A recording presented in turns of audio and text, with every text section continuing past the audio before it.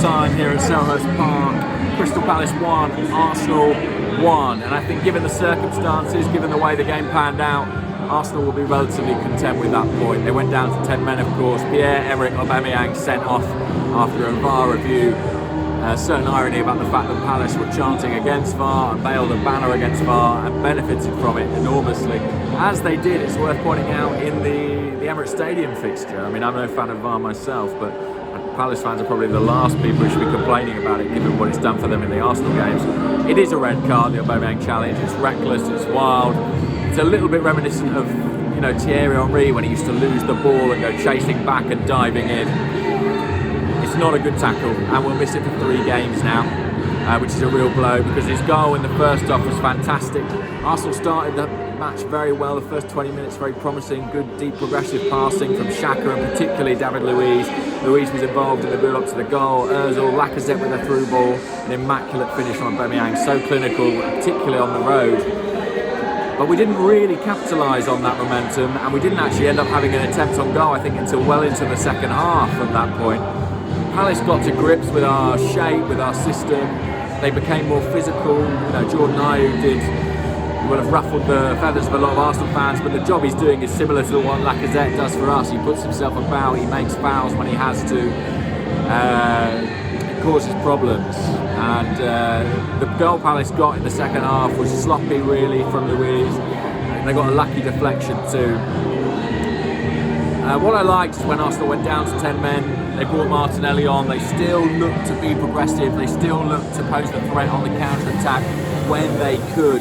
And they very nearly won it. Nicola Pepe with an excellent strike from the left-hand side corner of the box. A brilliant save from Guaita. In fact, we probably have to put that down as a double save. He sprung to his feet to deny Lacazette on the rebound. Things got a bit ill-tempered towards the end of the game, and Arteta was on the sidelines urging players to keep their head. Fortunately, they did. I mean, a draw on the road, you'll probably take it. I think we were encouraged by performances against Chelsea and United. Worth remembering, though, those were at home.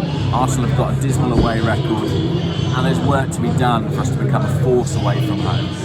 But I like that there was still a bit of courage, still a bit of charisma about the way we played with 10 men, looking to exploit opportunities on the break when we could, even with one man fewer.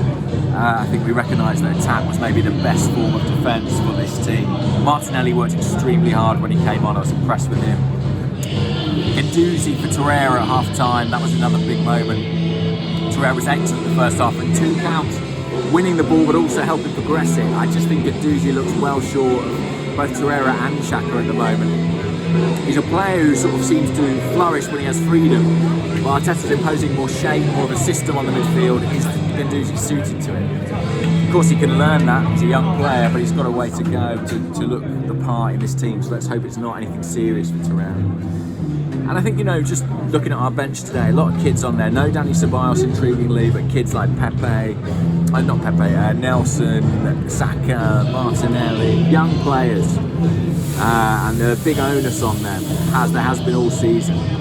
And it makes it difficult, you know, when you're looking to change the games, change things, you're relying on inexperience.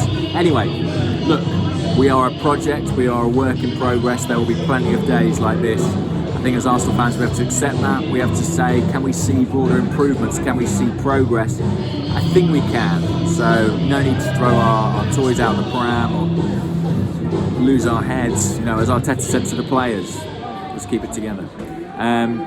Thanks so much, and I'll speak to you soon. Bye-bye.